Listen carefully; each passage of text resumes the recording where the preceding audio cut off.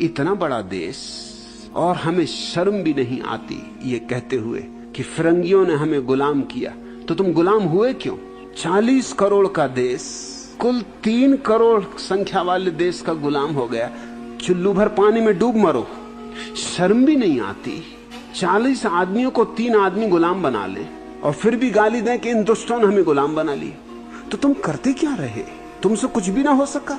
2000 साल में किन किन ने तुम्हें गुलाम बनाया, जरा सोचो तो। हूण आए, बर्बर आए, तुर्क आए, मुगल आए, अंग्रेज आए, पुर्तगाली आए, फ्रेंच आए, जो भी आया तुम उसके ही पैर चूमने को राजी हो गए। तुम जैसे गुलाम बनने को तैयार ही बैठे। तुम एक से भी नहीं जूझ सके और फिर भी तुम अकड़ से कह पाते हो कि इन्होंने हमें गुलाम बनाया। तुम गुलाम बने, तुम गुलाम बनने के लिए बैठे थे।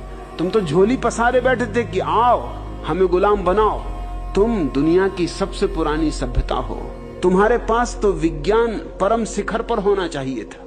भारत एक बुनियादी भूल में पड़ा रहा है। इसने विज्ञान का तिरस्कार किया, उसका फल भोग रहा है। तुम्हारे तथाकथित धर्मगुरु तुम्हें भगोड़ा बनाते रहे, पलायनवादी बनाते रहे, कहते रहे संसार तो माया है और जो होना है वो तो परमात्मा की कृपा है, उसके बिना तो पत्ता भी नहीं हिलता। तो फिरंगियों ने तुम पर कब्जा कैसे कर लिया? तुम लुटे क्यों? फिरंगी तो तुम्हारे परमात्मा से भी ताकतवर मालूम होते, तुमसे कुछ करते ना बना। तुम इतने नपुंसक। ये तुम्हारे तथाकथित ऋषिमुनियों की कृपा है कि उन्होंने तुम्हें उल्टी बातें सिखाई। उन्होंने जीवन की बुनियाद तो तुम्हें दी नहीं और जीवन के शिखर की बकवास शुरू कर दी। काखागा सिखाया नहीं और तुम्हारे हाथ में कालिदास के शास्त्र पकड़ा दिए। अगर मैं उनका विरोध करता हूं तो तुमको लगता है कि मैं तुम्हारी दुश्मनी कर रहा हूं, लेकिन मेरी मजबूरी है।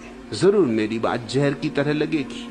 जिस मूढ़ता के कारण तुम परेशान रहे हो उसको मैं मिटा के अपना कर्तव्य पूरा कर रहा हूं। किसी को कैंसर हो तो ऑपरेशन तो करना ही होगा, और तुम जिसको संस्कृति कह रहे हो वो तुम्हारा कैंसर है। धर्म की बकवास है तुम्हारे पास और तुम्हारी बकवास कुछ काम ना आई।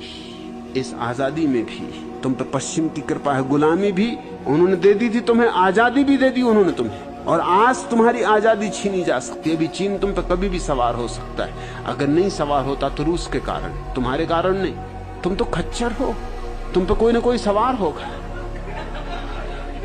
और तुम कहते हो कि आप भारतीय संस्कृति का मैं ज्यादा विरोध क्यों करते हैं? इसलिए कि भारत से मुझे प्रेम।